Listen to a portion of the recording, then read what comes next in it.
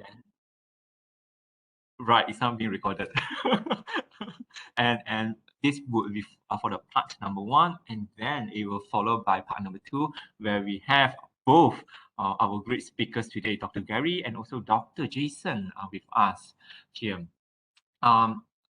A very, my own sincere shout out, my sincere appreciations to Teaching and Learning Center, specifically Encik Hazim, Mr. Hazim, in organizing the events, the registrations, the managing the WebEx over here.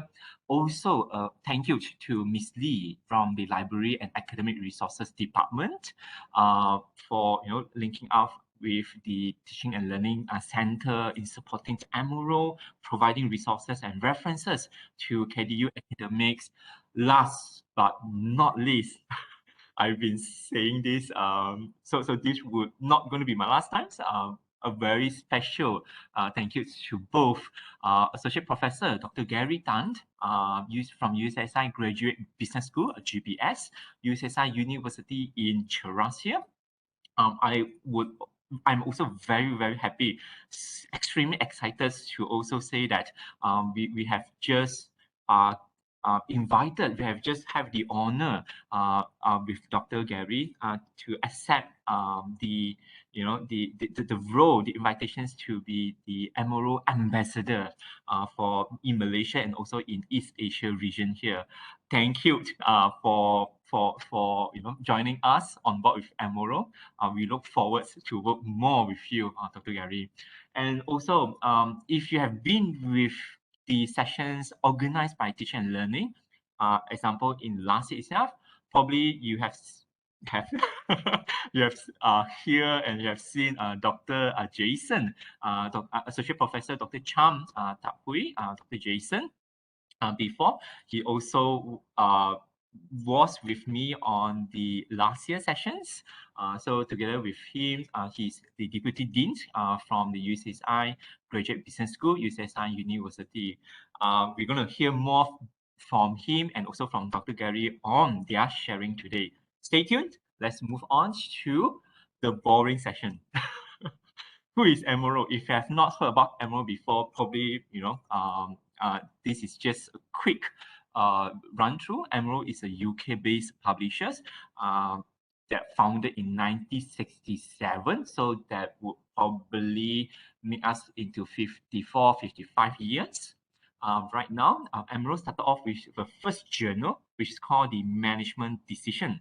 Management Decision Journal, which is under the business management portfolio, is still up, is running since 1967 until today itself. So EMURO, our core subjects, we actually invested in the business, in management, in the strategy, also in the social sciences, example, accounting, finances, marketing, HR, right? Public policies, tourism, hospitality, and management.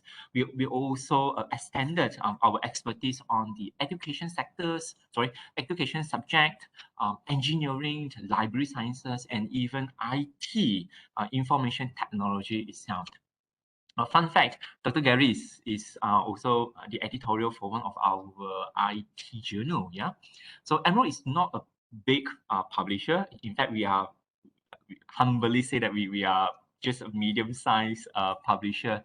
We have about 309 subscription journal, around 70 right now, 70-ish open access journal.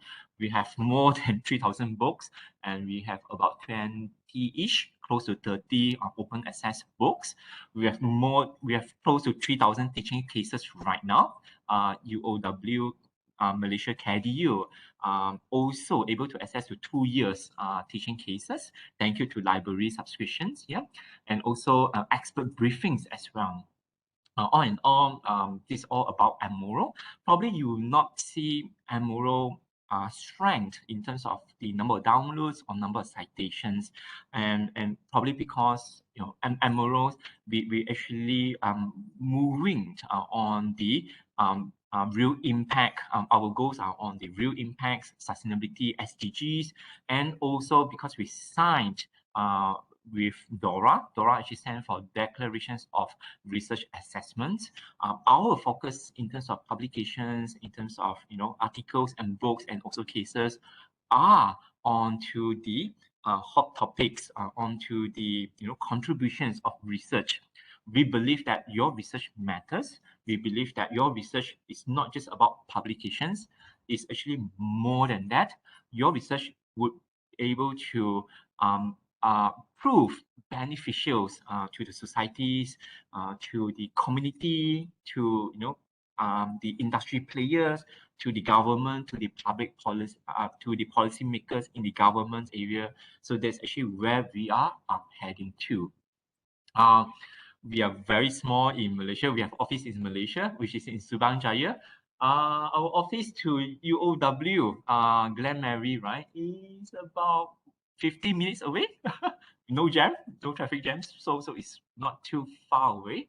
I'm very, very proud to actually say that in being a Malaysian or working in Malaysia, in the Southeast Asia region, I am proud to say that we have high authors, we have high number of editors that either publish in Amoro or serving in Amoro journals itself. All in all, you can see in 2019, 2020, and also even 2021, the number of authors and also editorial members in Malaysia are above 1,000 threshold.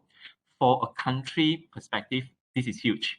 And they are, it actually represents many authors that have been publishing with Emerald and also serving in the Emerald editorial. What does it mean to students? What does it mean to the library? For students and library, it actually gives you a different perspective. I will say that in the normal content searchings, when you do a content search, example, business and Malaysia, probably the results will bring you to a little bit of Malaysia, but it will bring you more business content in the US, in the UK, probably in China, in India, in Australia, and so and so. But if you were, to search contents in Malaysia here, in Amoro, right, and with some advanced search filters, probably you may also able to find a lot of context and research that coming from Malaysia. So being a student, you get to know more about research in Malaysia. You get to know more context, studies, books than coming out from Malaysia. So this probably will help you in your degree or in your master, even in your PhD journey as well, right? As I was saying, we are medium-sized publisher, humbly a medium-sized publisher. UOW Malaysia has the access to e-journals and also 2 years contents on the cases itself. So UOW Malaysia is able to access to the business mission and strategy e-journal collections, the marketing e-journal collections, HR learning and organization studies, operation logistics, accounting, finance, and also IT, information and knowledge management.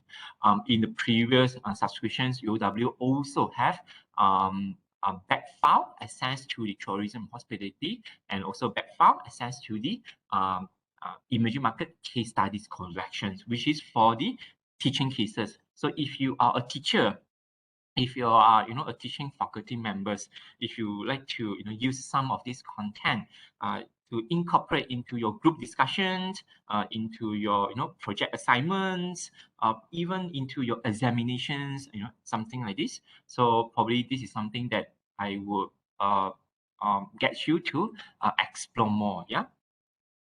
Moving on, in 2020, we have 310 journals. Out of 310 journals, I would like to give you a confidence level in terms of Amoro. Out of 310 journals, 293 are actually indexed in Scopus itself. That actually makes about 94%. 94% of our journals are actually indexed in Scopus. So if your institutions require you to publish in index journal, specifically Scopus or Clarivate Analytics, so 199 199 in ESCI, Private Analytics indexing here. So Emerald would be a very good revenue or very good probably choice that you can consider. So this is in 2020. In 2021, last year itself, I'm actually happy to say that even though we have one delist, we only have 309 subscription journal, but out of 309 subscription journal, 300 are actually in Scopus. So we have increased the quality, the indexings of it. So 300 out of 309 journal, that probably makes around 95, 96%, probably 97% of our journal, subscription journal collections are indexed in Scopus itself. Yes, it sounds like promotion, but I also want to give to make this to serve this as a confidence level to provide to you publish in Emerald a quality journal itself. So moving forward to give you some examples on the subscription journal. So business mission and strategy journal collections in 2021, there are 55 journal. Currently, there are 54 journal right now. But you can see that this is our biggest collections. In this collection, in the business management and strategy e-journal collections, currently there are 54 journals that covering the strategics, the business perspective, the international business, family business, business ethics and law, business excellence, theory, emerging markets, business administrations, business sustainable business, CSR, and many, many more. As I was saying that this is the biggest collections, right? You can see that in 2021 itself, 50 of them out of 55 are indexed in Scopus, right?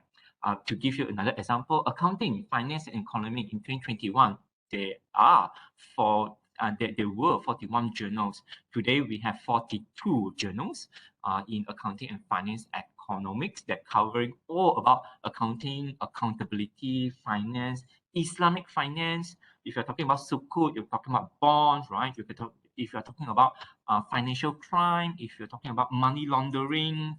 So these are some things that would, if you're interested to you, probably this is something that you can explore more. You can have access under the UOW library or online resources, all right? So 41 journal, 38 are there in the Scopus. Similarly, you will find all these similar in the Emerald, HR, Learning and Organization Studies, 25 journal, and I think 24 of them in Scopus, they're covering all about the HRM, the branding, the LinkedIn example, right? Psychometrics, over here, psychometrics, work-life balance, interesting. Gender, corporate communications, if not mistaken, yes, bullying as well, employee benefits. Yeah, so these are some of the things that probably you may notice. Yeah, the marketings. There are a lot of gurus. Both our guest speakers today are also very good at the marketings. Yeah, marketing guru as well. So marketing journals is not big. 23 journals in our subscription e-journal collection itself, talking about the branding, the consumer behavior, intentional marketing, Islamic marketing. So if you're doing Islamic marketing in the regions here, so this is something that probably may interest you. Multi-channel marketing, there are a few books just regarding multi-channel marketing strategies, sponsorships, young consumer, which is one of our journal. So 23 journals, I think 22 in Scopus, yeah. So IT, you get the idea of it. 12 journal only in the information and knowledge management that covers the communications, the 5G, the IoT, and Internet of Things, yeah. IoT, big data, web,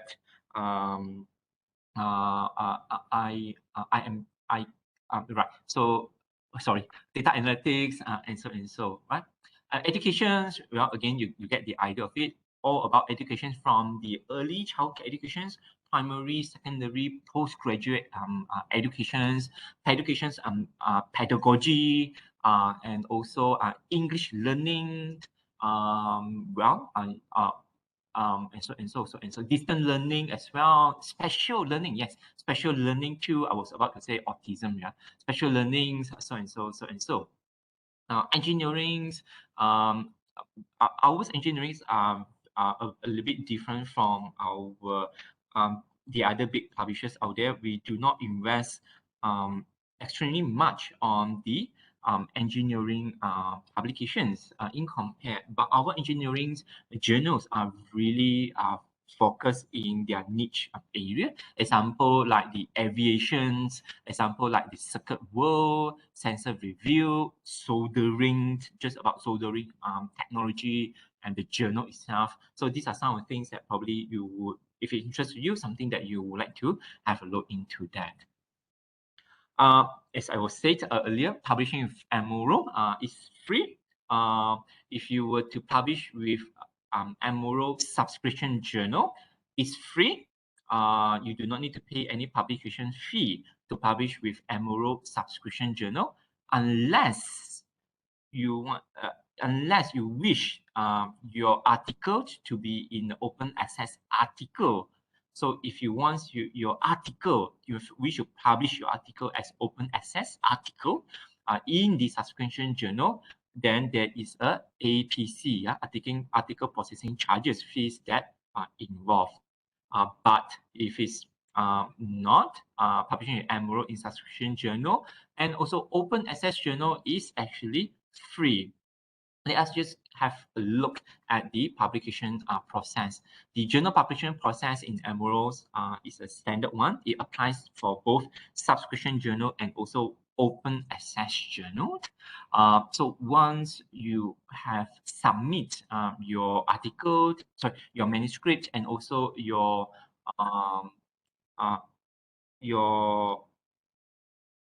once you have submit your article, your manuscript, and also the cover letters to Amuro journal submission portal. Amuro is using Scholar One manuscript, which is powered by Clever Analytics. So when you have submitted into that, the journal editorial would then have a desk review.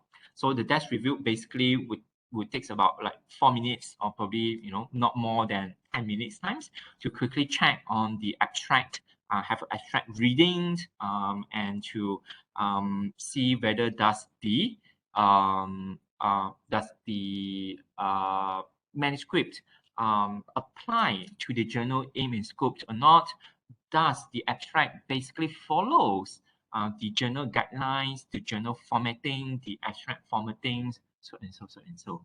So the chances of being desk rejected is actually high over here. So most of the desk rejections reasons are due to, example, due to disalignment. Sorry, it did not align. It did not actually meet the journal aim and scope. Some others are basically due to the formatting issues, the abstract structure. It doesn't follow the Amuro abstract structure, or even if probably some quality issues are there as well. Yeah. So once if you are able to get, I wish you good luck over here. If you're able to get past the desk review, so once it actually approved for peer review, accepted for peer review, my apology. If once your manuscript is accepted for peer review, if you then go into the peer reviews over here, so the peer reviews will then the peer review will then reviewed by the at least 2 or 3 peer reviewers. My apology. My upstairs office is doing renovation. Allow me just to put on my microphone here.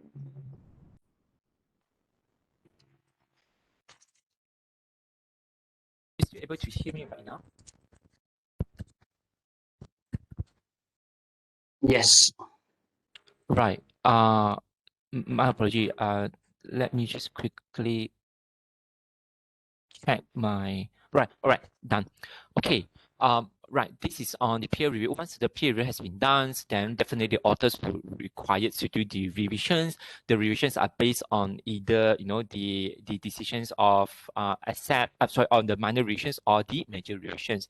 This can take up to months, not years, for the revisions to happen. I personally hope that it will get accepted, not to be rejected, but rejection still happens during the peer review process. If you are rejected, please do not be discouraged about it. Take that opportunity to also learn it, and try to understand the reason why, so that it can improve your manuscript later on. Then once the revisions have gone into a decision where it's actually accepted, then it goes to the publisher. The publisher, from the production teams, will then have a check on the formatting, the typesetting, the proofreadings, and to actually assign the DOI into the article itself, or some ISBNs, or for the book, if it's a book publications, then to get the author final check before it gets into the early site publications. So basically, this is just an example, just a very quick short publication process, just to share with you. What is about open access journal? Emerald Open Access Journal, we have invested we have started to get in journals to be open access with Emerald since closely about 5 years, probably 6, from 5 to 6 years. At this moment time, we have around about 71 open access journal. There are a few more that has been discontinued, which I'm going to explain more into that. So these are some of the examples that you can see. Applied computing and informatics, applied economic analysis, Arab Gulf Journal of Scientific Research. Example from Asian Journal of Accounting Research, ASEAN Association of Open University Journal. This is actually from Indonesia. It's actually from Indonesia, So from China perspective, the other one, ISRA, International Journal of Islamic Finance. Now, this is from Malaysia, and they are actually on the accounting and finance. So this journal is still owned by International Sharia Research Academy for Islamic Finance Center, which is based in the PJ next to University Malaysia. So just to give you some of the example, I'll show you the Excel after this, after I run through my PowerPoint. So these are some examples just to show to you the different open access journals that are available in Emerald, and also their taxonomy itself. We are not using subject collections. We are not using the same as our subscription journal, because taxonomy will give even more insight of what this journal is actually focusing about. Most of these journals are really focused, really focused at economic analysis. You know it by itself. So in Emerald actually has the platinum, or Emerald open access journal currently is the platinum itself. Probably you have heard about this term called the green open access, the gold open access, and platinum open access, and things like that. So most of these particular green, gold, and platinums, the difference are who is actually paying for that particular journal or the particular publication. Well, for platinums, Emerald adopt the Platinum Open Access Journal. So in Platinum Open Access Journal, it actually means that it is a sponsored open access journal. Another means for it is a sponsored open access journal. So this open access journal is actually partnered with organizations such as university or associations, and even government. Example, in Vietnam, government that sponsor the journal. Hence, there is no charges, there is no publication fees to charge back to the author to publish with, to publish in, my apology, on in the open access journal itself. So these are some of the examples. I will be showing you the more information after this. So now what does this basically mean? This actually basically means that the journal, example, let's just put example. Let's say UOW-KDU has has the university journal. And once this journal, let's say, embark with Amuro under the Platinum Open Access journal itself, so whoever submit their manuscript shall be published in the Open Access journal. They does not require to pay any publication fees. Yeah. So it means by that, and that journal is actually sponsored. It's actually funded. It's actually financially funded by the university. That is just an example. Right? So why we are talking about open access journal? Reason why, because open access is becoming largely becoming more and more known to academics world, to the authors, to the students, even to the library as well. Yeah. So because of subscriptions fees that could be too much or too high and things like that. So open access journal are largely being the directions of it. And there are some sharing points, particularly why open access would help you on your particular journey itself. The most logical and incentive point is that no publication fees. So there are a lot of open access journal out there, and quite a number of them required to pay certain amount of money. It could be from 100 US dollar, or 500 US dollar, from 1,000 to 1,000 US dollar, or even more. I do receive quite a number of academics that send over to me to check whether are those predatory journal. Predatory journal simply means that you can pay and publish to the journal itself, but is that journal reputable? Is that journal, along the way, sustainable? Is that journal follow the ethics of the publication and did not do the hanky-panky example, yeah, with the journal itself. So with Amuro, you can ensure that there is no publication fees to publish its Amuro Open Access journal. And what's good about it is like killing two birds with one stone, right? You don't need to pay, and your paper is open access globally. So you can disseminate via the LinkedIn, your Facebook, your email signature, and your article that have been published eventually can be accessed by anyone at all. Yeah. So this is the most motivations, I would say, the incentive for it. Most of the open access journals has very focused topic or research area that look into. Now this is this could sound very good to certain very specific peoples. That once you are in a very specific research and things like that, you can look into the open access journal. That some have a very, very specific research area or topic area that they would welcome the particular manuscript or research itself. Having to say that, there are also general or multidisciplinary open access journal in Amuro and also out there as well. In Amuro, they are, but they are not much. The reason why is because we do not want to look into a multidisciplinary journal that would does not goes anywhere. In Amuro publication publishing journey itself, we are focused on what we our strength is in the business strategy perspective, accounting, Islamic accounting, Islamic finance. I mean, just to give you some example, right? So this is something that probably would help you into that.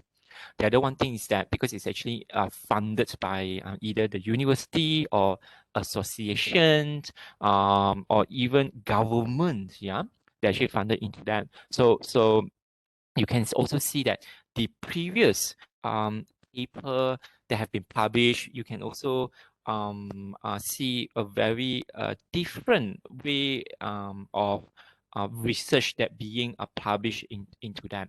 So probably you can also tap into a circle of network with the funder university or with the policymaker of that particular government example. So this would enhance your circle of network to enhance or to brings you networking to with the other editorial from the other part of the world or part of the country and so and so. Yeah. But not all are good points. They are not bad, but they are slightly considerations that you would also need to know to also get to know of, because the open access journals are quite new. I think the oldest will be probably about 5-6 years in Emerald, about 5 to 6 years in Emerald. So most of the journals are pretty much 2 or 3 years, if not 1 year, yeah, just a recent acquired or recent embark with Emerald itself. So not all open access journal is actually indexed either in Scopus or Clever Analytics. As a matter of fact, majority of the open access journals are, as I said, are new journals, or some are pending to be indexed as well. So if your KPI report back to your faculty, to report back to your university is, a mandatory to be indexed in Scopus, well, this is something that you will need to wait upon, yeah? To actually wait upon, not to no publication fees, and openly read and downloads by global, but probably it is a new journal and it may not be an index, or at least not current itself. Yeah. Then the other one, which is the open access journal, mainly have a very small issues per year basis, either as small as 1 issue. I rarely see that. Most of the time will be minimum 2, as small as 2 issues per year or 3 issues per year. Probably at most will be about 4 to 5 issues per year. But in average, I can say that probably it's only 2 or 3 issues per year for the open access journal. So now what does it mean? It actually means that it is quite competitive as well, because they only have 2 issues per year, let's say, or 3 issues per year, and per issue probably they are publishing about 8 articles. So 8 times 2 in a year, there is only 16 articles, yeah, to be accepted for publish in a year time. So 16 articles compare with probably 100 submissions, 200 submissions, 300 submissions. Well, you can do the maths, yeah, mathematics, yeah. So you can see that the competitive is there. There are a number of people that are also aiming to publish in open access journal. If they have index, once they have index, you can see even more competitive itself. Some journal may experience, slower in terms of the review or in terms of the production itself.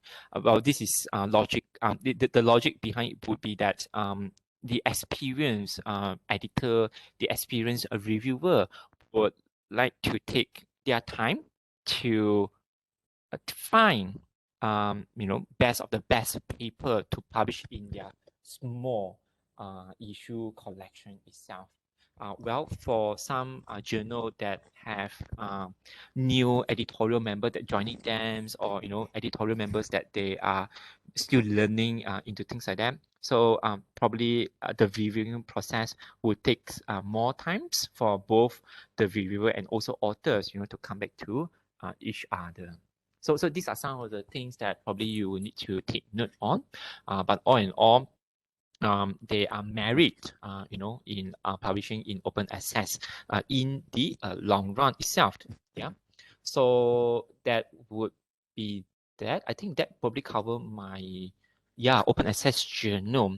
It's actually very straightforward. I would before I end my PowerPoint, I'll be sharing you the website, where you can download, where you can find what are the journal, open access journal out there, where are the list of it. Now let's talk about books. Emerald have 3,000 over books that cover the accountings, business, the managements, and also the social sociology, example, the educations, marketing, HR, and more and more, more and more. Yeah, we do not have, we are not investing much of our books on outside the social sciences, right? So most of books would require purchase, require subscriptions, but in due time itself, I'm also happy to say that we have about 20-ish books as of now. Just a recent year, right? So example, these 2 books are from this year alone, 2022. So Working Woman in the Sandwich Generation. Interesting read. So this open access book, which is here, Working Woman in the Sandwich Generation, theories, tools, and recommendations for supporting women's working life. Emerald, one of our goal is about education for all and also gender inequality. So you may probably see there's a lot of gender and about equality, topics into them. So these books, which is on the HR and organizational taxonomy. So this is something that you can read, you can download, you can share with others because it's a open access. Another book that also published in this year alone under the sociology, which is this, Organizing for Societal Grand Challenges, volume 79.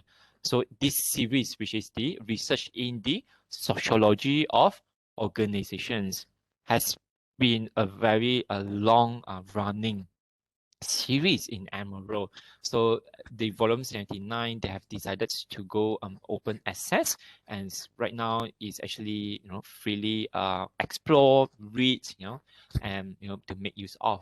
So some of the books from the previous year, you can see social media use in crisis and risk communications on the public policy and environmental management taxonomy, designing environments for people with dementia, which is on the health and social care, emergence of cross innovation system, which is on another one also on the healthcare and tourism itself. For more younger generations, video games, crime, and next generations deviants or young children's play practices with digital tablets, both for the Z or YZ or the multi-millennial generations, and also the technology, enabling technologies to the young generations right now. So these are some of the books probably would interest you. Yeah. I would also want to highlight this. I just get to know this recently as well. In Emerald, we do not publish conference proceeding in our journal. Allow me to repeat this. Emerald does not publish conference proceeding in Emerald journal. Emerald does not do that, yeah. We do not publish conference proceeding in Emerald journal. But surprisingly, there are 2 journals that's the proceeding itself. One which is the proceeding of MICOMS 2017. I think this is sociology. Yes, another one which is the 10th Nordic Conference on Construction Economies and Organization. I wonder why the taxonomy is in engineering, because it sounds more to building environment, economy, and also organization studies to me. Yeah. So, but probably they have element in the engineering, or probably the conference is this engineering conference, which I'm not too sure about it. But what I'm trying to also share with the audience today is that if you are a conference host, if you would to a lot of times I've been asked, can I publish conference paper in Emerald? My answer is very straightforward, which is no. Unfortunately, Emerald does not publish conference proceeding in Emerald journal. But what do we know of is that Emerald does accept to publish the proceedings, conference proceedings, in a booklet format, which is in digital book format. Unfortunately, to publish open access book, all these open access book would require a fees to publish. Yeah, the user does not need to pay to read, to download, because it's open access. However, the book editor, the book editor or the university behind the book editor would require to pay the APC to publish the books with Amoro, right? So this is just to share with you, if you are a conference host or a committee for a conference, upcoming conference and things like that, probably this would something to give you some choice and some idea. Last but not least, a case study. I invested a lot of my time on teaching cases. I probably because I like to read cases more than journal article. uh, I'm not academic. Reading journal article to me is quite technical. Most of the time, I do not really understand the journal article too much. But reading books and reading cases is something that really a leisure to me. I like to read more about the cases and also learn from what the company of that particular story can learn from them. Example, AirAsia, example from Mars and things like that. If you are a case writer itself, I would like to also welcome you. We are hosting our third year competition. Probably you have seen this in my previous sessions here. Last 2 years, we had the Amoro Malaysia case writing competition. That was in 2020. Last year, we had our Malaysia Indonesia case writing competition 2021. This year, we are hosting Amoro Asia case writing competition 2022. So this case writing competition is open to 4 countries, authors, case writer from 4 countries, specifically from the Malaysia, Indonesia, Philippines, and Thailand. It is not by nationality. If you're working if you're working in Malaysia, Indonesia, Philippines, or Thailand, you can also submit to the competitions. There are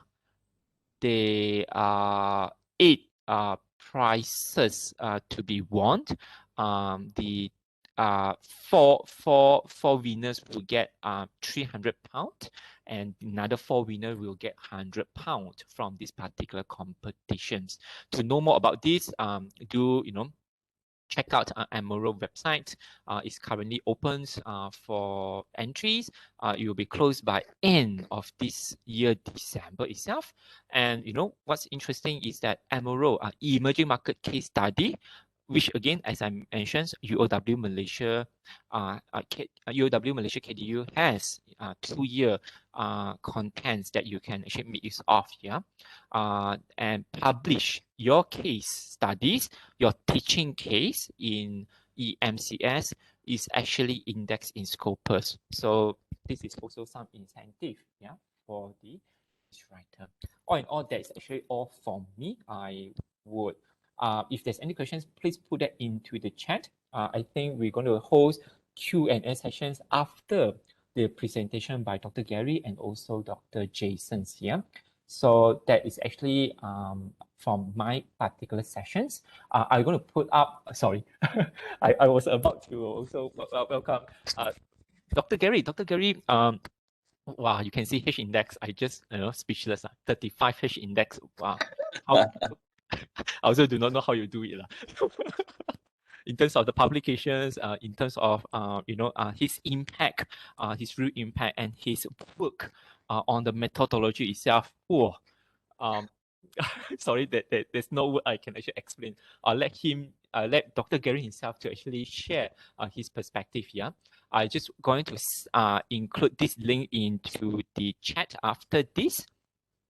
All right. So right, I'm going to include some of the chat a link where you can find the list of Amoro Open Access into the chat.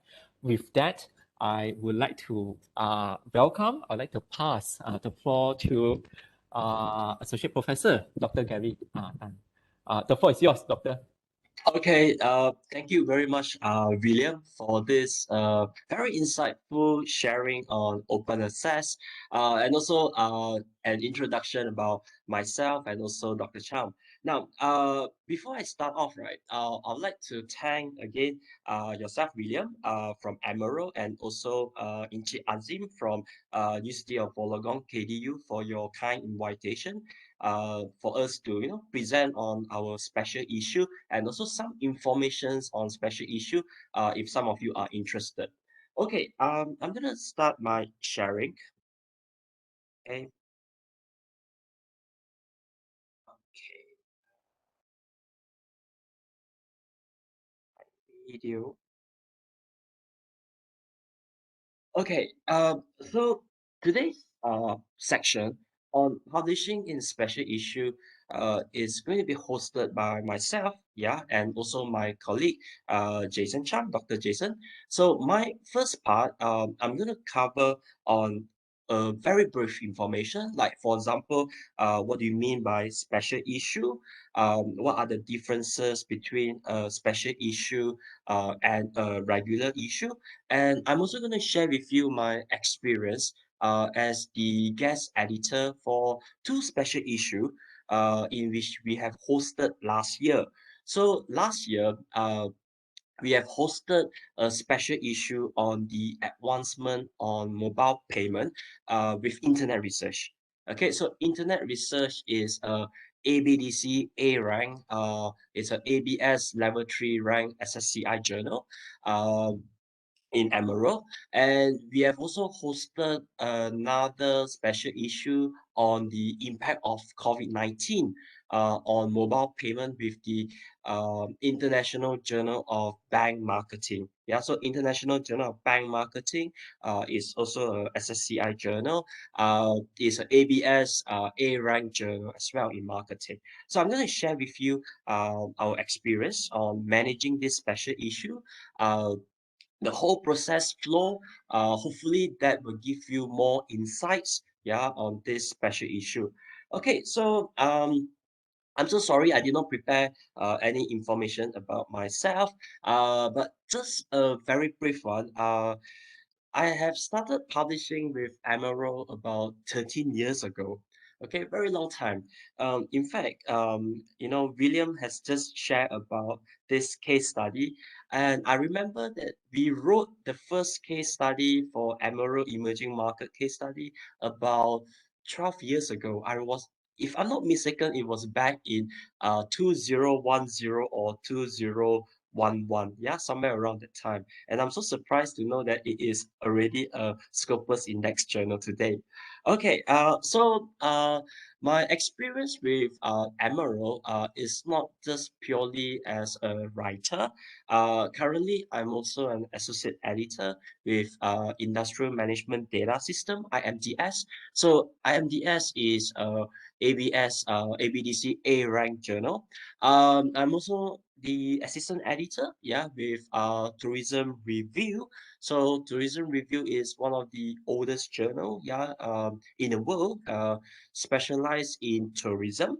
I'm also sitting on board as the editorial board for journals like International Journal of Bank Marketing, Internet Research, Wine Journal of Information and Knowledge Management, Entrepreneurship and Journal of Entrepreneurship and Emerging Markets, and a few more. Yeah, I can't exactly recall. Apart from that, I was also the outstanding reviewer for internet research. Yeah, and also for industrial management and data system. And in fact, we have hosted a few webinars on how to review a research article before together with Emerald.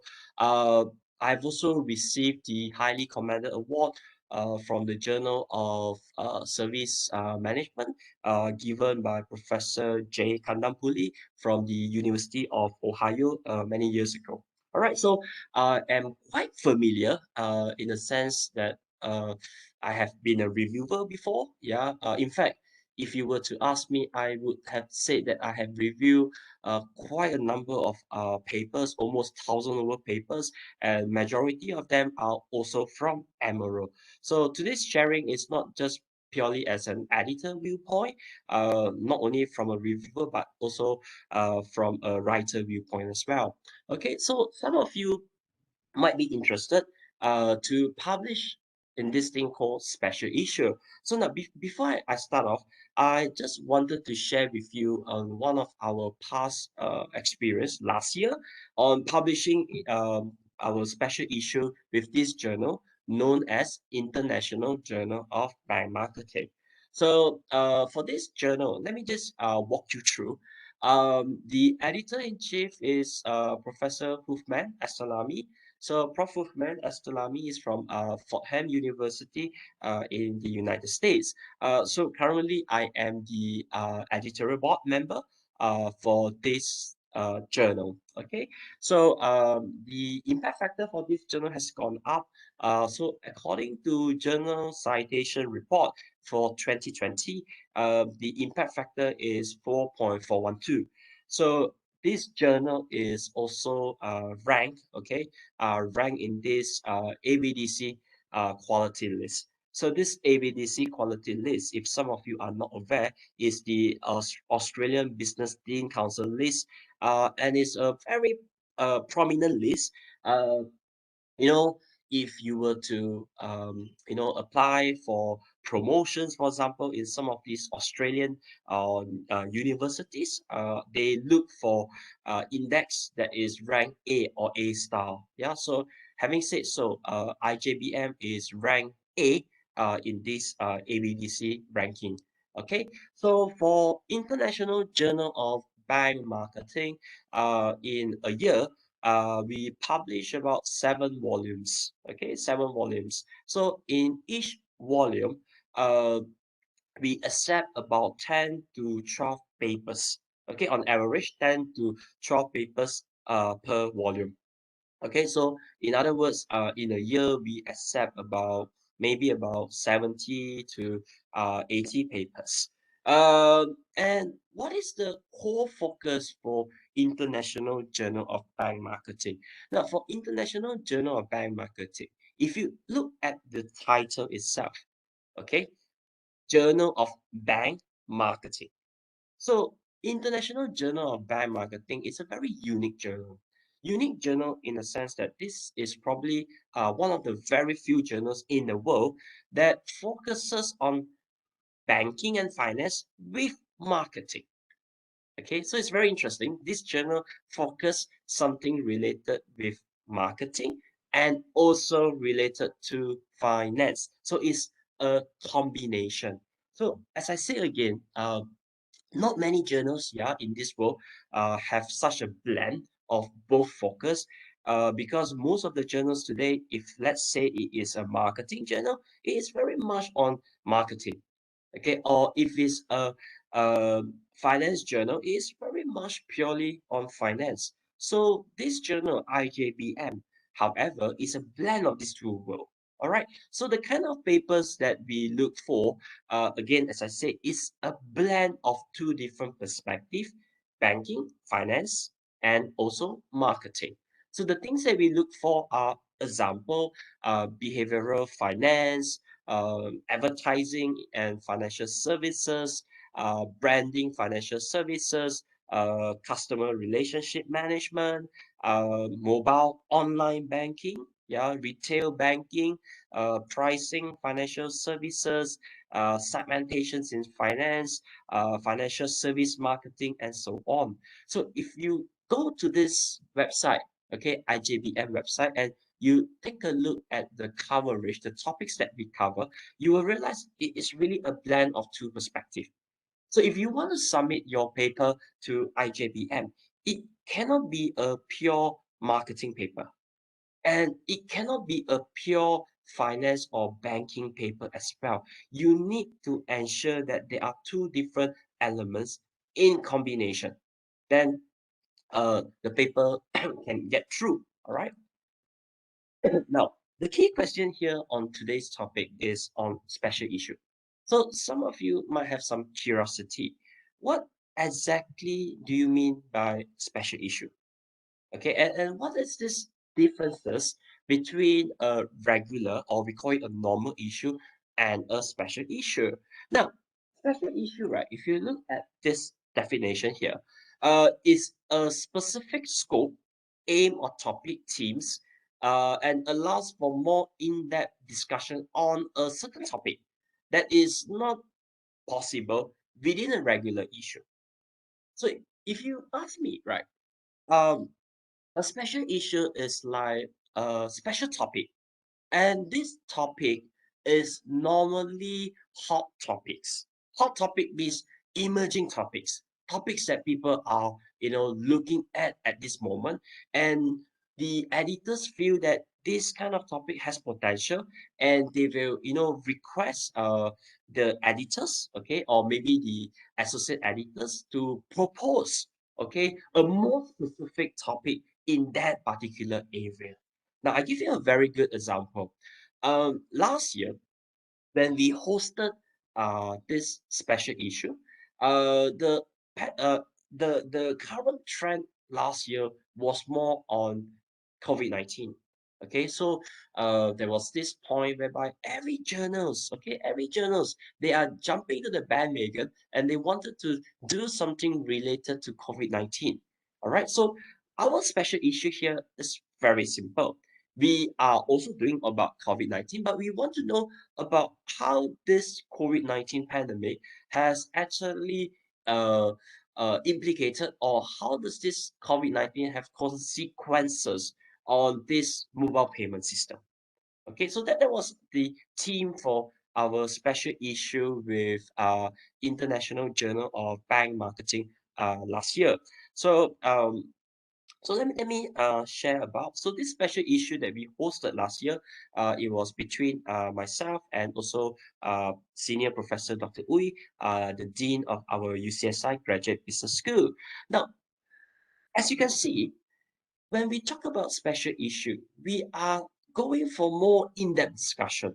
So over here, what we want is that we want to have very deep conversation, or we want to have a very deep investigations of papers that are about mobile payment and the impact from COVID-19. So the kind of topics that we propose based on this theme, yeah, was related to how this COVID-19 pandemic has impacted, yeah, mobile payment from various angles, yeah, not only from retail, but also in financial services, entertainment, marketing, and so on. We also look at things like, the adoption, how this diffusion of innovation have changed because of this COVID-19 pandemic. Maybe previously, many years ago, people are not interested to use mobile payment. Yeah, the elderly generation, for example. But because today, people say that COVID can be spread through physical object when you touch it. So people are more acceptable. Yeah, the elderly generations are more acceptable to this kind of technology. So we wanted to see how the diffusion have actually changed because of this COVID pandemic. Yeah, we also asked for things like case study, lesson learned, critical success factor, experiences, related to mobile payment implementations, not only from organization, but from retailer perspective. And also the current and future trends, yeah, of mobile payments, what kind of new teams that will emerge from mobile payment as a result of these COVID things and so on. And we also look for things like trust, privacy concerns, how does that impact the behavior of consumer? Yeah, and also all these things related to policy, legals, issues, and so on. So you can see the special issue basically focus purely on just one topic, mobile payment. But we want to have an in-depth discussion, a more thorough discussion on this whole thing about mobile payment. And normally this would not be possible if you do this on a regular normal issue, because for a normal regular issue, the editor in chief has to take consideration on other topics that the journal is covering, like for example, behavioral finance, branding, advertising, and so on. So normally, if you want to have an in-depth discussion, okay, or more thorough discussion about something, then the editor will normally host this thing called a special issue. Okay, so this was the special issue. So let me share with you. For this special issue, we have received about close to about 70, I think it was about 73 papers, if I can still recall correctly.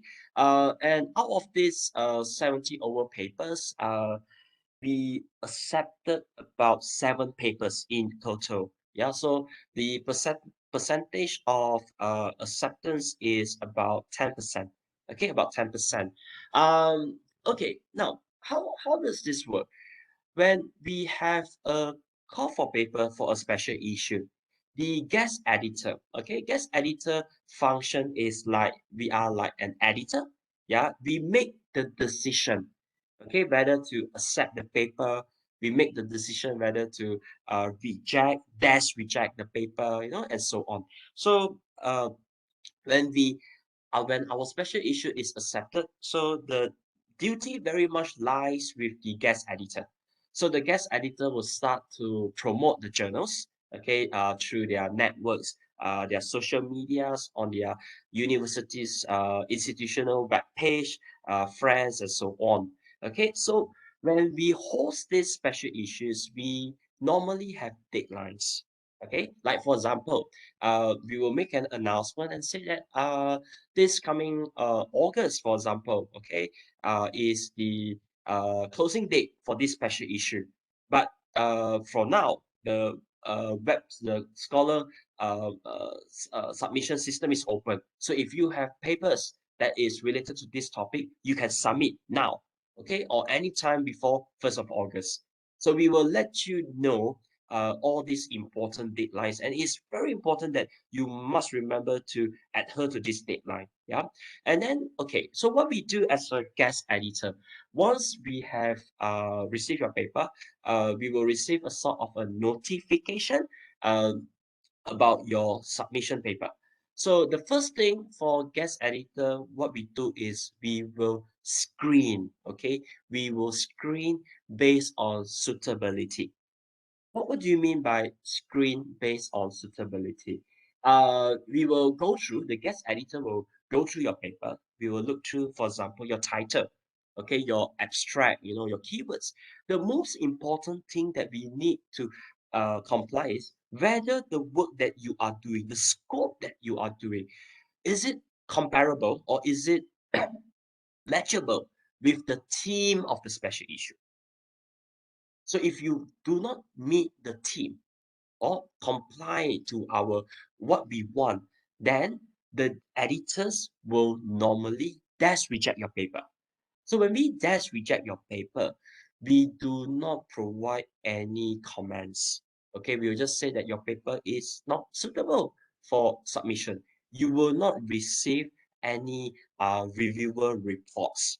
And this dash rejection sometimes um, it can take about, the fastest could be about 3 days. The longest probably is maybe about a week to a month. Okay, but from our viewpoint, if we are planning to test reject your paper, we want to do it as soon as possible because we do not want to waste the author's time. If your paper is rejected, at least you can submit to another journal.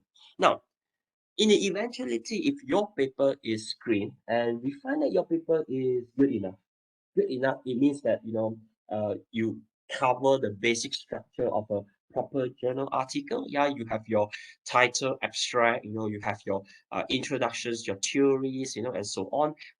This is something that Dr. Chan will cover in a short while. We will then proceed to send your papers to reviewers. Okay, so for most of these special issues, what we do is that we will have a sort of an editorial reviewer board, okay, that we have in mind, that we will propose to review your paper. For example, last year we have another special issue with internet research. And this special issue is on the advancement on mobile payment research. So we have this editorial review board, okay, that we have made early arrangement, and this editorial review board comprises of very well-known authors that is in that particular area. So when we receive the paper and we feel that your paper has merit, okay, merit means that it's good enough, we submit your paper to these reviewers, okay, pre-assigned reviewers. Normally, it is very much depending on the guest editor, but for decision to be made, okay, for any decision to be made at the later stage, we need to have at least two reviews, okay, two reviews report. So in other words, we need to send to at least two reviewers. So the reviewers will take about on a normal process for Emerald is about 21 days, okay, to review the article. All right. So after 21 days, when the reviewer have completed the reviews, they will send back the report. Okay, they will upload the report to the Scholar One system, and the guest editor will receive. Okay, will receive a notifications that the review report is completed. So we will log into the system, and we will read the report. Okay, we will read the report, and we will look at the uh, decision given by the reviewer. So normally, from a reviewer viewpoint, the decision is usually quite straightforward. Uh, Accept, okay, which is very unlikely. Normally, it will be accept with minor revision, or it could be acceptance with major revision, or it could be a rejection decision. Okay, so normally, in order for us to make decision, we look at the reports. So if, let's say, for example, two reviewers agree that the paper, is good, yeah, they accepted with major or even minor, then we will give an opportunity to the to the authors to make changes. So that changes, right? The duration very much depends on the uh, decision. Let's say, for example, if the paper is the decision is a minor revision, then the guest editor will probably allocate 2 months to the author to make changes. If the decision is actually major revision, then the period timeline is slightly longer, is usually about 3 months. Okay, so the authors needs to respond to the reviewers, okay, by providing the response to the reviewers revision and also the revision on the manuscript. So these are the two submissions that you need to upload. So at the end, when the guest editor receive the revision, we will send back again to the reviewers for their comments. So at that stage, it again very much depends on how well the author has addressed to the reviewers. Okay, so if, let's say, the author did not do a good job, there could be another round of revision.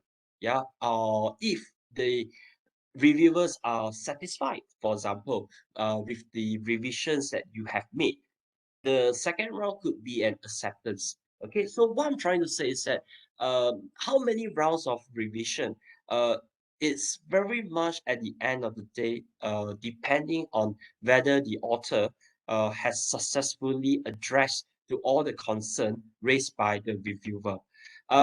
From our viewpoint, okay, from a viewpoint of us, normally, if assuming you have done a very good job, you have made changes, but the editors are still, the reviewers are not satisfied. They rejected. They give comments and decision reject. If we feel that your work is good, yeah, and comments given by the reviewers are addressable. I use the word addressable. Sometimes even a rejection decision we will allow you to make changes, but we will let you know in advance that this is what we call a risky revision.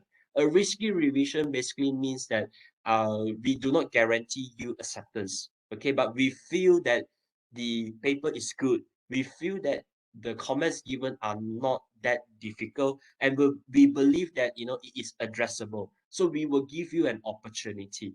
So what I'm trying to say is that sometimes uh, for us as a guest editor, despite the decision is reject, we also read the paper.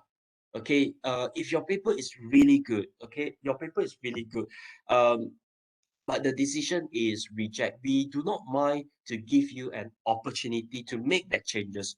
But again, this is what we call risky revision. Okay, risky revision. And there is also times whereby the decision is I will use the word conflicting decision. For example, if reviewer one said that your paper can be accepted, but reviewer two said that your paper is not accepted or very poor, then in those situations, for us, we will send your paper to a third reviewer, okay, to see what this third reviewer have to say about your paper. All right, so this is how that whole process goes. All right, so these are some of the papers that we have accepted for this special issue on the impact of COVID-19 on mobile payment. All right. So now, if you want to know more about special issue, Emerald actually has this call for paper is a web page, okay, where you have all these list of call for special issues. So you can search from this website, emeraldpublishing.com, publish with us, call for papers, and you can click and sort based by areas and subjects. So as you can see, there are special issues uh, on this R&D management and Journal of Knowledge Management, a joint special issue on knowledge management. There's this call for papers, yeah, on this financial inclusion, energy, environment in the post-COVID-19 and so on.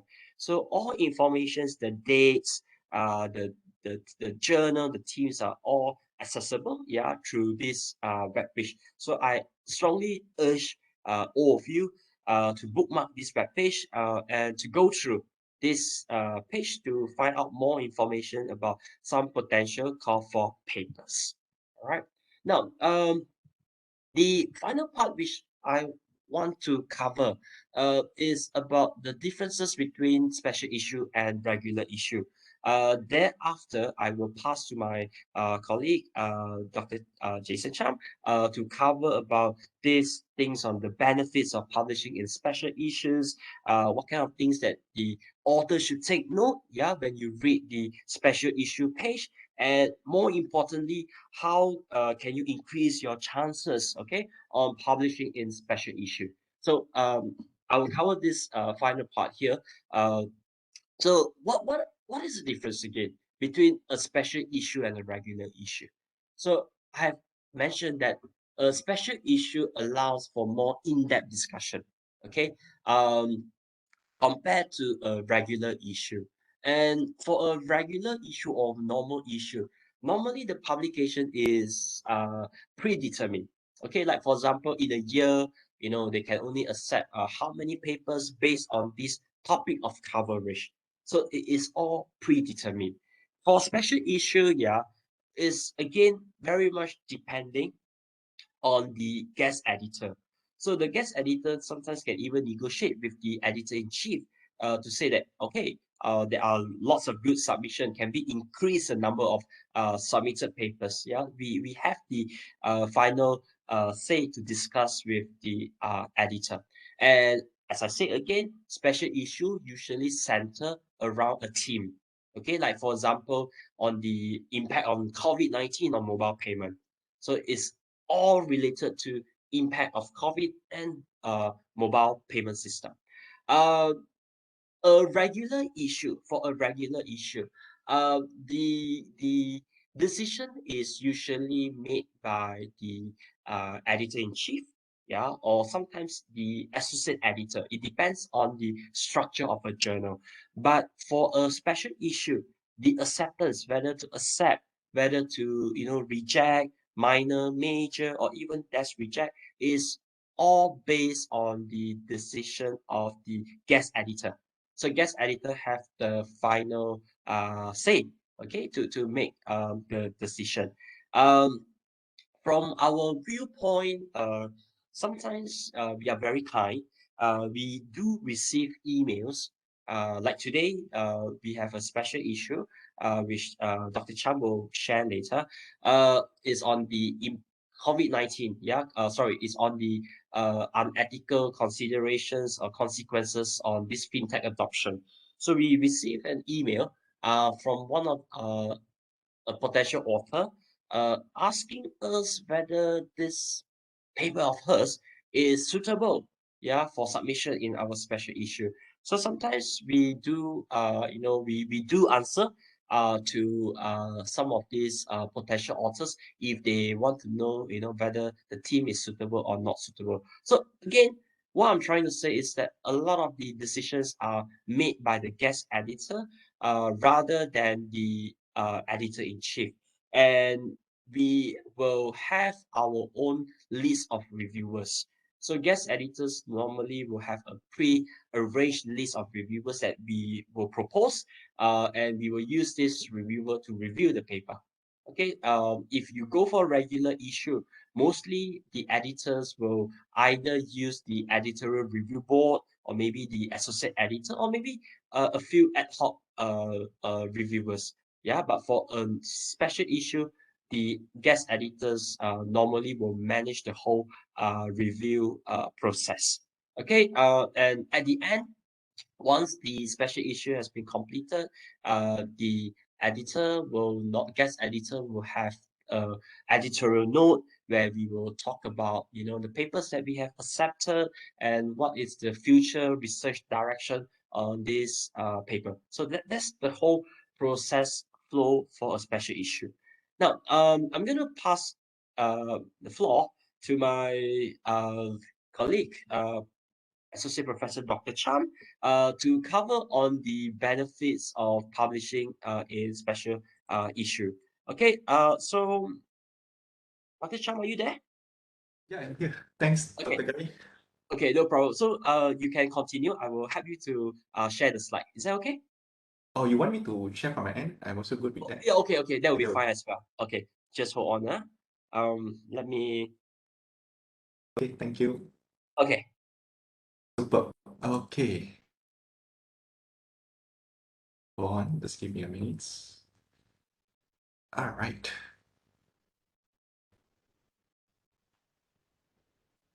Okay, guys, can you see my screen, right? yes. That's it. All right, thank you so much, Dr. Gary, for the introductions, and also, of course, to my buddy, Mr. William, for walk us through what is Emerald all about and what can Emerald do for us, particularly academics, how we're going to get our, publish our works in the Emerald outlet. All right. So there are so many things that we are talking about publications, when we can go articles, it can go with research notes and other kind of journals. It just depends on what kind of papers that or what kind of knowledge that you want to deliver. And you need to look for the outlet. And Emerald is one of the best platform for this purpose. All right. Okay, back to my discussion for today. It's all about special issue that Dr. Gary has just been from the beginning to the end. You can see that all the process involved, right? Even it can be very fast, but at the same time, it can be very rigid as well.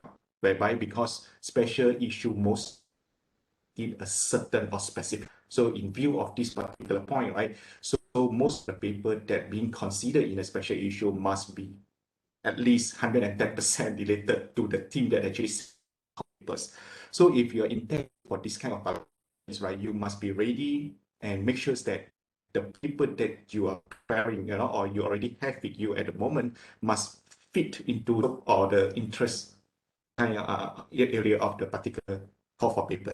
All right, so I'm going to share with you that you consider, because I have quite numbers of papers being published in all these journals, right? Basically from a special. All right. So first of all, I would like to show it's in publishing special issue.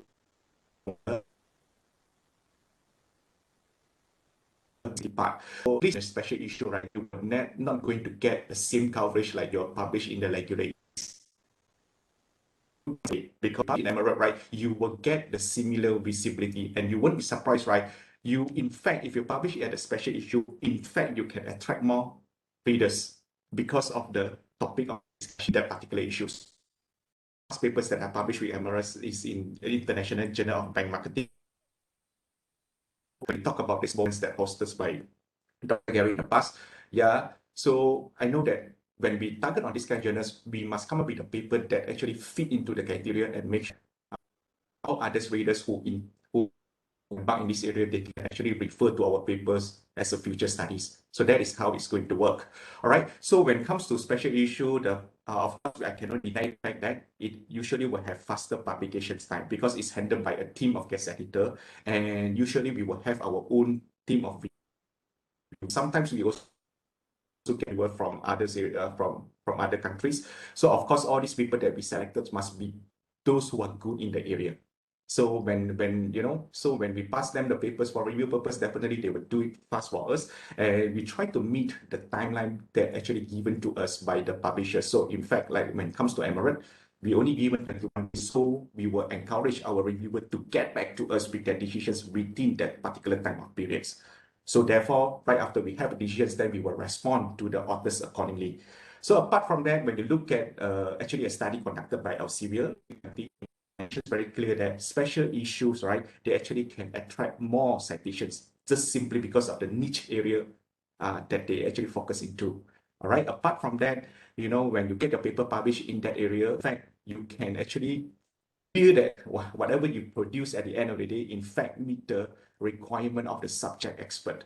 Because when you see all this, right, the person who handle this call for paper are those people who are very good in the. So that is the reason why we have been given the opportunity to run the special issue. If let's say your paper being accepted in a special issue, you have to help your head high towards that. At least you actually get a recognition from the guest who also the effort. So basically, these are some of the tips and tricks that you need to consider when it comes to special issue. My apology. Mr. My apology, Dr. Jason. I think you are using two monitor and we are actually looking at your first monitor. Okay. All right. Sorry, let me see what is going on here. No problem. Okay, interesting. Nanti ya. Boleh.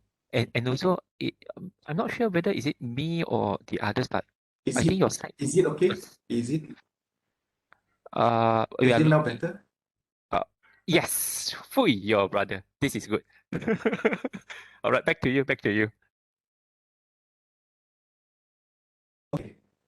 Okay. This is very obvious for highlight that. Okay. So what you need to take notes, yeah, when it comes to special issue, first thing first, look at the manuscript that you have. Please check whether whatever you have in the manuscript fit, the scope of the special issue or not. That's okay. Never try your luck. Just submit your paper without knowing the theme of the special issue. Don't be surprised that your paper will being disrespected for that. You are not doing your job as a researcher. As I say earlier, as a researcher yourself, you must be well versed on what are the studies that actually the specialist is looking for, and you need to fulfill that. All right. So of course, you must also look into the author's guideline. This is very important because usually all the editor, regardless of whether they are the guest editor or they are, any reviewer or even the editor-in-chief, right? The most fundamental thing is we want to see that you adhere to the template that given by the journal itself. This is the fundamental requirements that usually the journal requested for. So in the case of Emerald, I believe that you can just go to the website and you can download almost everything there. In terms of when it comes to the article length, they have the information over there. When it comes to the citation part, how you going to do yours, please find everything it's just over there. All right, it has to be very clear cut about it. So the next one would be the key deadlines. So of course, when you look at the deadline itself, this is very important, like what Dr. Gary has mentioned earlier. Every single special issues, they have their own time frame. So for example, in the case of our new coming special issue, the submission date will start on the 1st of June and it will end on 1st of August. All right. Please never think that most of the special issue will send the submission date. This is unlikely. If let's say we receive sufficient paper, then we will just close it. All right. So please, if you already know the deadlines of the special issue, please work on within the time frame and submit it accordingly. Yeah. All right. So the next one, how to increase your chances of publishing in special issues. All right, I'm going to share with you some of the tips and tricks from the author's point of view. So first thing first, when you look at special issue, right, as far as we already known, and what has been shared by Dr. Gary earlier, so we know that whenever it comes to special issue, a certain theme or certain topic of discussion, so definitely if you want to submit to their special issue, make sure that the first fundamental thing is the nature of your papers. You must make sure that whatever you have in your manuscript, in fact, reflect the requirements from the special issue. That's number one. Number two, how to do and authors have different way of projecting their title. But I might suggest to you some of the technique, that you can consider in coming up with a title. You can actually come up with something that ended up with a question. With a question mark. So in fact, you're telling people, you're creating curiosity in the reader itself. So when they look at your title, in fact, they do not know 100% what you are doing, but from there, you can actually ignite their curiosity to look into your work. That is a good thing, The moment when they start reading your works, right, if they find interesting, then they will continuously to read it until the end. And the most rewarding part is they're going to cite your work later on, because for every single researcher out there, the most fundamental concerns that we always have in mind is how impactful our research is. And the way for us to measure the impact, right, is basically based on the numbers of citation as well as how our paper can actually benefit, IIT as a whole. So that is the thing that we should look into. So a good title and the interesting title, in fact, can attract readership. But of course, you must also appreciate the importance of keywords and abstract as well, because I believe that many of us very busy our daily schedule, right? Most of us, we don't really have much time to go through the full paper, but the fastest way for us to know what is actually happened with one of the paper that you have on your hand is basically through the abstract itself. So the way you write your abstract, okay, I believe that when you look at Emerald's paper, they have the base structures when it comes to preparations. All right, when you look at what Emerald have, right, they actually have all the subsections, in the abstract that you need to provide the information for it. So that's very clear cut, because for Emerald it's very easy. So once you read, right, section called originality. So from the originality itself, right, you will know what are the main contributions of the papers itself. So that is how user-friendly it is when it comes to Emerald's kind of abstract. All right. The second one would be research gap. All right. This is something that deny, and most of the people will be judged based on this one, whether your paper will be accepted or vice versa. So of course, this is the part that you actually say, what makes a difference between your papers that you have in the past studies. So therefore, when you try to argue your papers, right, please make sure that you put enough effort and also your commitments in come up with something that. So when people read your work, they can. So that is something that we're actually looking for. So of course, as far as the academic research is concerned, we cannot run away from theoretical contributions. All right. So we also want to see what that is one of the things that we're looking for when issue, because even though we know that the topic is very niche, but again, what is the new things that you want to change and how you're going to position yourself in the literatures later on. So that is something that you need to sit down together with your team if you're writing in a group. So come up with the idea, plan it, and argue your case well in terms of your manuscript presentations. All right. The third point, similar to what I mentioned earlier, is all about development. What is so new and what is so great work. And this is the part that you actually need to sell the novelty of your work. Your study is compared to the past studies. All right. So you cannot run away from this because we are still working in the. So therefore, theoretical contribution or development is something that we must have in our manuscripts.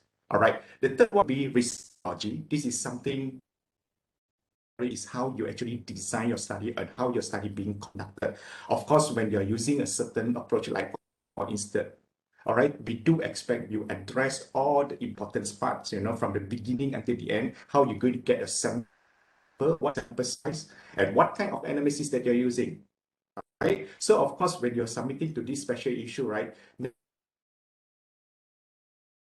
parts that we know thing, or even guest editor will knows everything. In fact, we know what you are doing, but when process, right, we need to do our job as well. So don't assume that we know everything under the sun. All right. So if let's say you use certain analysis, of course, certain analysis, according to the literatures they mentioned, is very to fulfill. So of course, you need to highlight all these criteria and how your data respond to it in your methodology write-up before you can proceed with the analysis. That is what you need to do from your end as a researcher yourself. All right. So next one would be contributions, or in other words, we call it originality. All right. This is something that we really need to take notes, because for every single paper that we submitted, whether it's go to issue or normal issue or in other if we submit a paper to other publishers as well, doesn't matter. But the fundamental things that the editor expect from you is basically what would the contributions that you have. So of course, in this particular point, or this particular part, you need to highlight what is your selling point, what is so new and so great about your research. So therefore, if you don't have that, then most likely your paper will be rejected. If you're enough, at least you can challenge a certain gap that then your paper will be the reviewing process. And once you go through all these processes, right, some of the people will go, you know, from what Dr. Gary mentions, right, there are 2 reviewers at least, but usually there will be more than 2.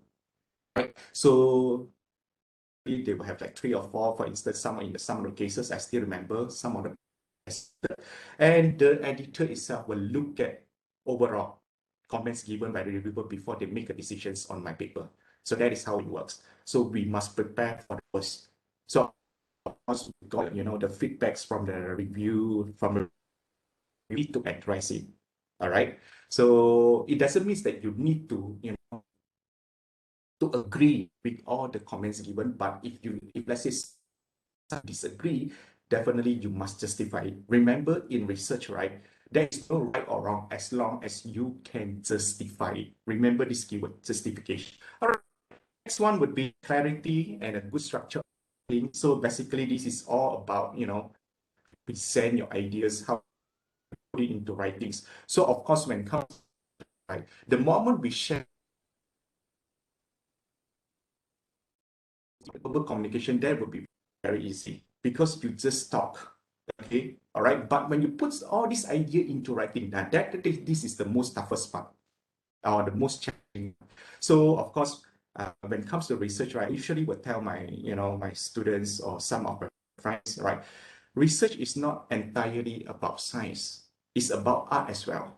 Why I said so is because the way you write, the way you know, put forward your idea, it's all about the matter of the soft elements of the humans, you know, because some people, they do not really have a very good research idea on what they intend to do, but the way they write is very convincing.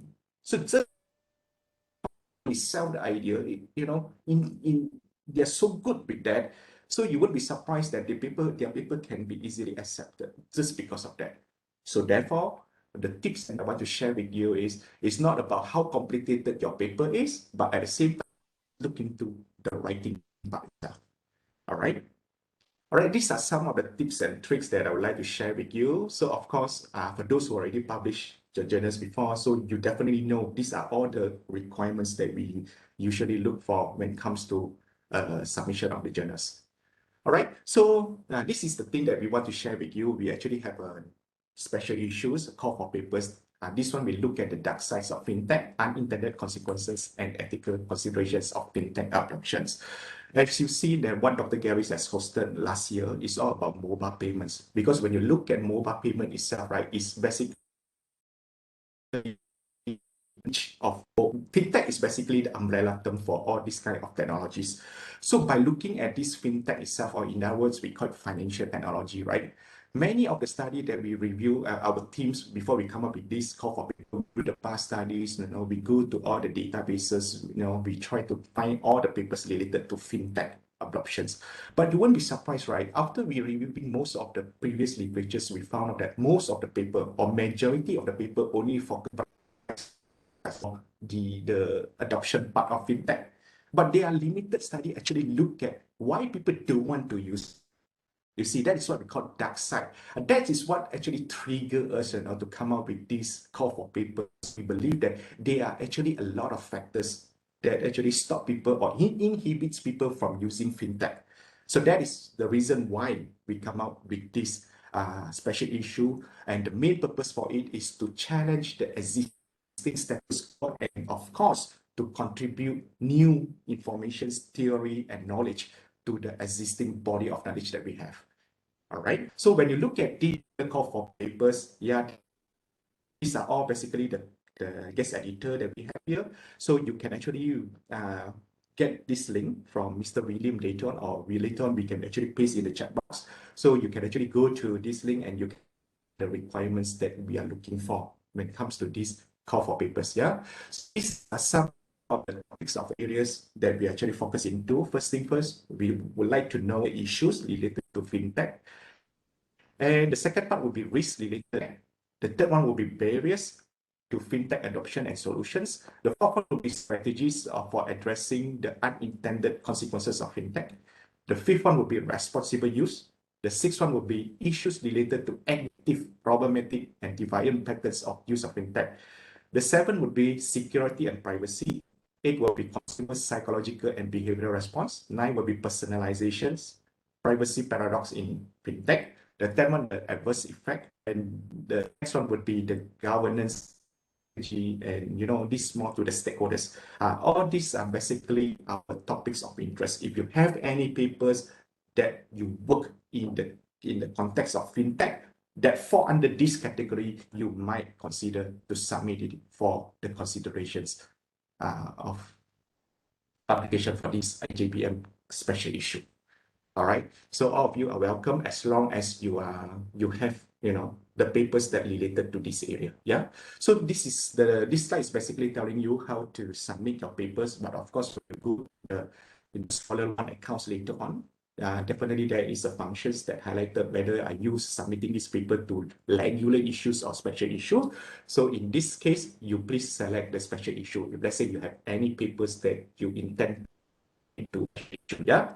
So of course, the key deadlines, like what I mentioned earlier, we will start receiving paper on 1st of June, and also the closing date will be the 1st of August. It's going to be a very short time frame, but I believe that this is very good enough for those who already have your paper. It's time for you to polish it, to make it better, and if everything's good, you stand a chance to get a paper being reviewed possible consider publications. I think that's all about it. Thank you, Dr. Gary and Ms. for your time earlier. So, really appreciate it. Thanks. All right. Okay. All right. Thank you so much. Thank you so much. Wow.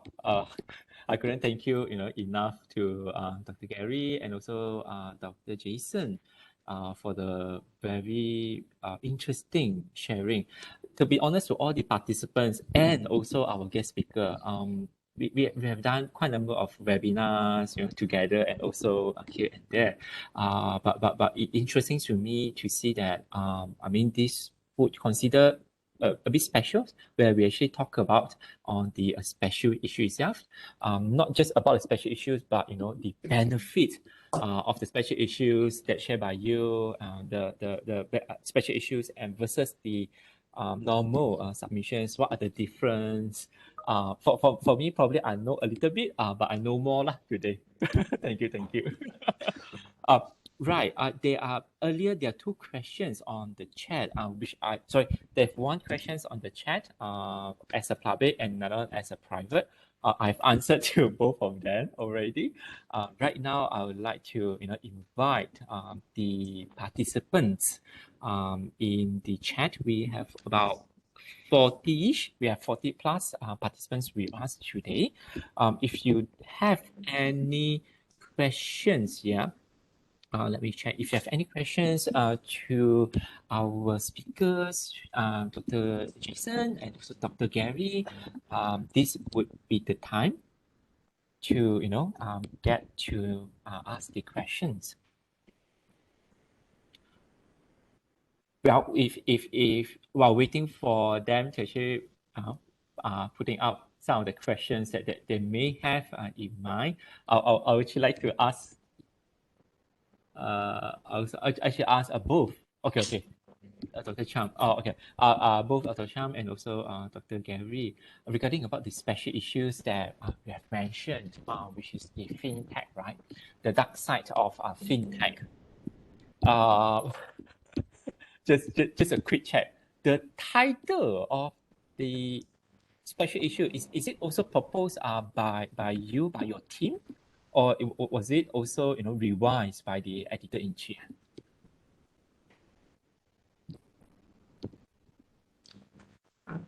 Yeah, okay, thanks, Dr. Gary. Okay, thanks, William, for your questions. The titles, everything comes from our end. Right. So what we when it comes to preparation part, in fact, we just prepare the proposal, then we submit to the editor-in-chief, is Prof. Homan, and he's the one who actually go through. The good news is like our idea, what we actually propose, right. We just accept that it is. Yeah, thank you. Right, understood. Thank you for it. Because my follow-up would be funny. The title sounds like you guys are Transformer Bunya fans.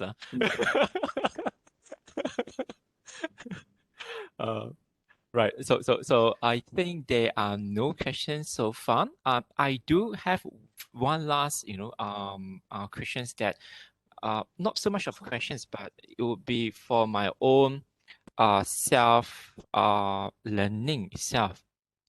It's actually more on applying for the special issues. How should I say that?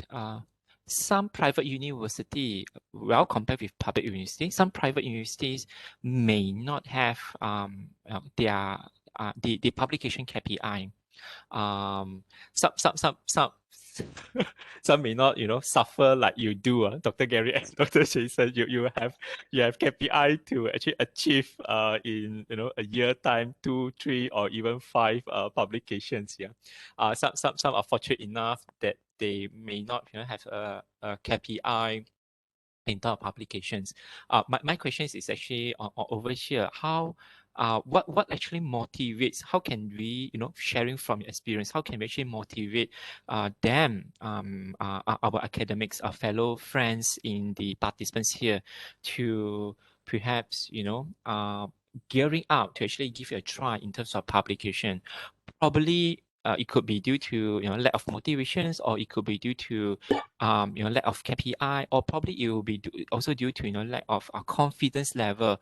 After 1, 2, or few times of rejections, people will feel sad lah. People will definitely feel sad when feel sad. Then they they just do not want to keep trying to publish. What would be your last? What would be your advice, or what would be your sharing to the participants today? Okay, maybe I want to start first. Yeah, we see publishing is not an easy journey.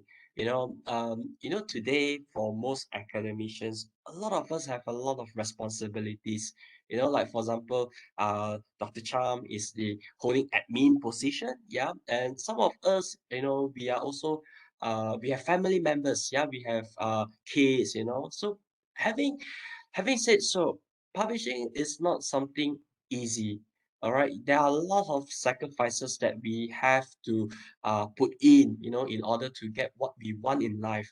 Um, when if I may share, right, when I started my career, I don't have time because as an academician, I need to do admin work, I need to supervise students applying for grants, I need to do a lot of things under the sun.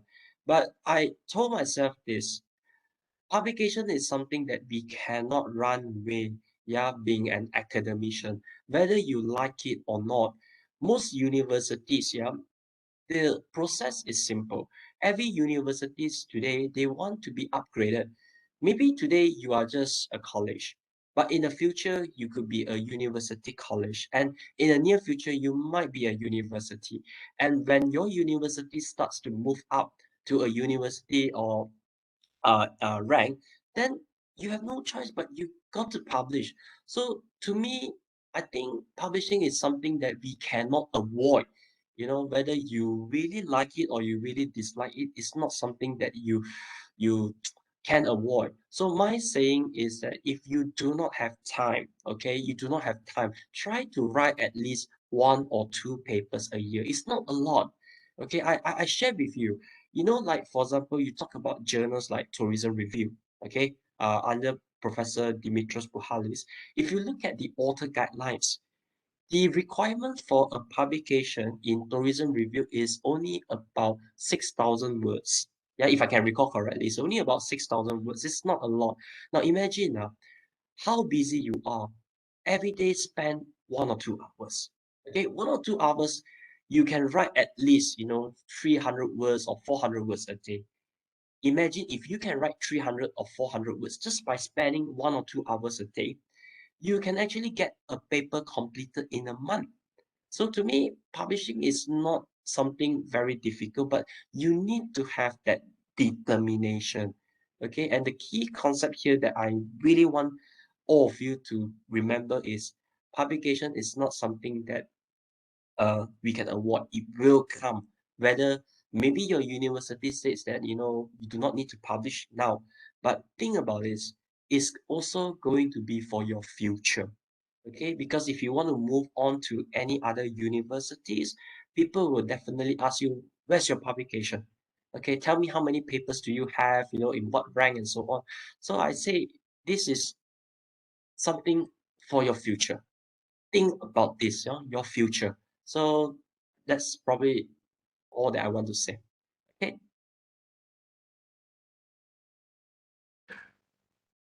Okay, thank you. I share the similar thoughts like what Dr. Gary mentions. It's all about your personality.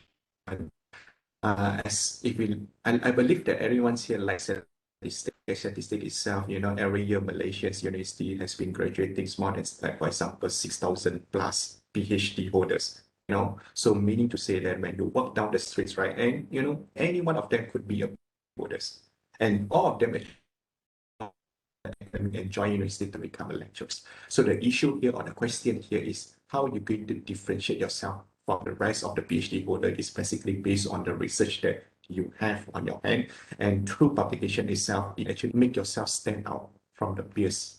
All right. So therefore, whether we like it or not, it's all about your career. It's all about your determination. It's all about the directions of your life. So treat research as it's a hobby, kind of things. Must love, you must sayang, you must manja. Don't look at it as something like phobia. If you look at that perspective, right, you will never able to write a paper. So that's my suggestion. Yeah, thanks. Wow. Thank you so much. Back Thank to you you. so much. Thank you so much. Thank you so much. I still recall one sharing from Dr. Jason previously, where he was asked, right, in the previous sessions, where do you get the idea to do the research? If I can do a Kahoot, I would use this as a question. So Dr. Chance usually do window shopping.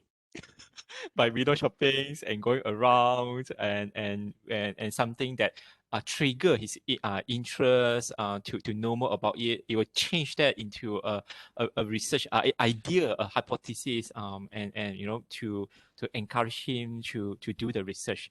So this is a really good idea. I'm not too sure whether I can do it or not also. but definitely, yeah, this is something to share. William, Yes. Maybe I can, sorry. Go on. Please. Dr. Gary, you first, Dr. Gary. Oh, okay. Sorry, William, just to add on, right? You know, another way for you to get good inspiration, yeah, or ilham, you know, or ideas is actually through special issue.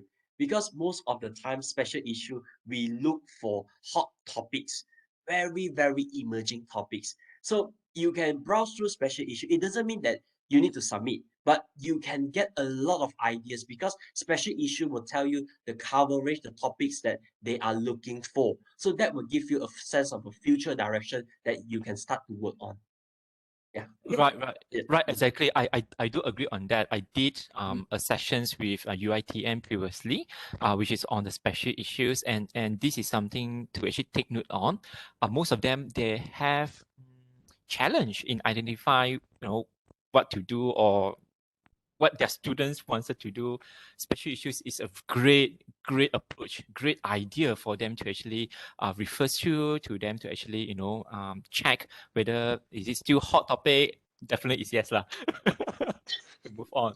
Thank you so much. Thank you, Dr. Jason. You have a last word. Maybe I can add one last minute. Yes. Yeah, on the last point, right?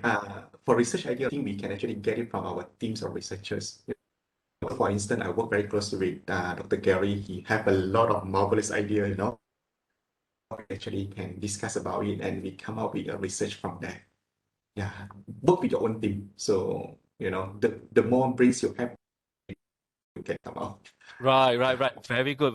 Yes, I also agree on that too. If ever your Avenger teams got any vacancy, let me know. I want to apply also.